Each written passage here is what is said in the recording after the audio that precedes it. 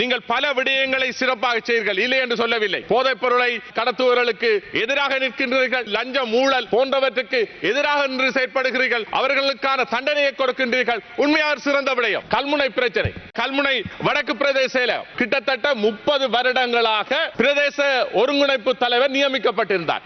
ஆனால் இன்று வடக்கு பிரதேசத்தின் ஒருங்கிணைப்பு குழு கூட்டமானது இற்றவரை நடைபெறவில்லை. ஆனால் தற்பொழுது ஒரு தீர்மானம் ஒன்று கொண்டு வந்திருக்கின்றார்கள்.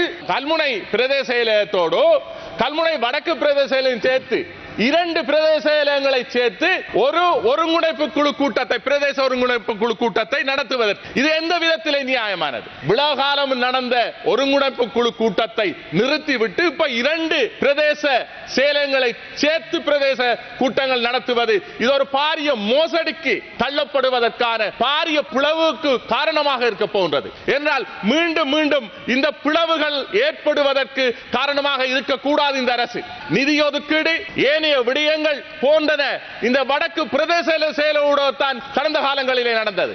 ஆனால் இப்பொழுது 2ஐயும் சேர்த்து அந்த பிரதேசத்திலே நீங்கள் ஒரு பிரிவினையை, 2 சமூகங்களுக்கு ஒரு பிரிவினையை ஏற்படுத்த இருக்கிறீர்கள். பாதிக்கப்பட்ட சமூகமாகிய தமிழ் மக்கள் தொடர்ச்சியாக ஒரு சர்வதேச விசாரணை வேண்டும், சர்வதேச தலையீடு வேண்டும், சர்வதேச மேல்பார்வை வேண்டும். சர்வதேசத்தினுடைய உதவியுடன் தான் உண்மைகள் கண்டறியப்படலாம். சர்வதேசத்தின் ஊடாகத்தான் பாதிக்கப்பட்ட சமூகத்துக்கு நீதி கிடைக்கும் என்ற நம்பிக்கையோடு இருக்கும் பொழுது கடந்த 16 ஆண்டுகளுக்கு மேலாக இந்த நாடுகளிலே மாறி மாறி வந்த அரசாங்கங்கள் தமிழ் மக்களுக்கான நீதியை மறுத்தது போலவே இந்த தேசிய மக்கள் சக்தி அரசாங்கம் தமிழ் மக்களுக்கான நீதியை மறுத்தால் தமிழ் மக்களுடைய எதிர்ப்பை சம்பாதிக்கிறது இன்னும் அதிகமான வேகத்திலே சம்பாதிப்பார்கள்.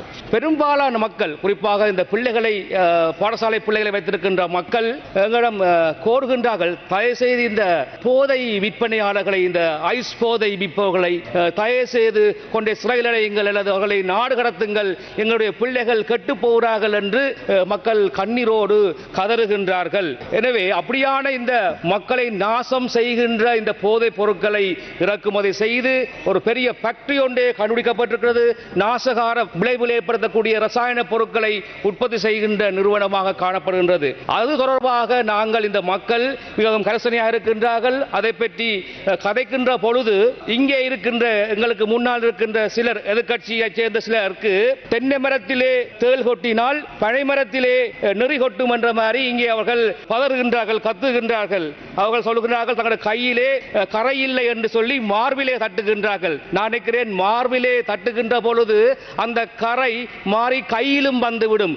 அந்த அளவுக்கு உடம்பு பூராக கரைகளை கொண்ட அவர்கள்தான் இந்த நாட்டை ஆட்சி செய்திருக்கின்றார்கள். குறிப்பாக போதைப் பொருளை தடுப்பதிலே, பாவனையை தடுப்பதில் நீங்கள் எடுத்து வருகின்ற தலைமைத்துவத்துக்கு நாங்கள் எங்களுடைய முழுமையான நன்றிகளை தெரிவிக்கின்றோம். ஆனால் இந்த இஸ்ரேல் இஷ்யூ நாளாந்தம் மோசமாகிக் கொண்டு போகிறது. குறிப்பாக பொத்துவிலே சாதாரண பொதுமக்களோடு இங்கு வந்திருக்கின்ற டூரிஸ்ட் சண்டை பிடிக்கிறார்கள். எந்த ஒரு ஹெல்மெட்டும் அணிவதில்லை. அவர்கள் வீதிகளிலே மோட்டார் சைக்கிள்களிலே மிக சாதாரணமாக திரிகிறார்கள். அவர்களுக்கு சட்டம் எந்த ஒரு நடவடிக்கை எடுப்பதாக நாங்கள் அறியவில்லை. கடந்த காலங்களில் பலஸ்தீன மக்களுக்காக நிறைய பேசியவர்கள், பலஸ்தீன மக்களுக்காக போராடியவர்கள், அந்த அரசு தொடர்ந்து அந்த மக்களுக்காக நீங்கள் குரல் கொடுக்க வேண்டும். இந்த இஸ்ரவேலர்களுடைய பிரச்சனையை நீங்கள் கட்டுப்பாட்டுகள் கொண்டு வர வேண்டும். இல்லையென்றால் இந்த நாட்டுக்கு அது மிக மோசமாக வந்து அமையும். உலகத்தில் அவர்கள் எங்கு போனாலும் அந்த நாட்டுக்கு எதிராக அவர்கள் செயற்படுகிறார்கள்.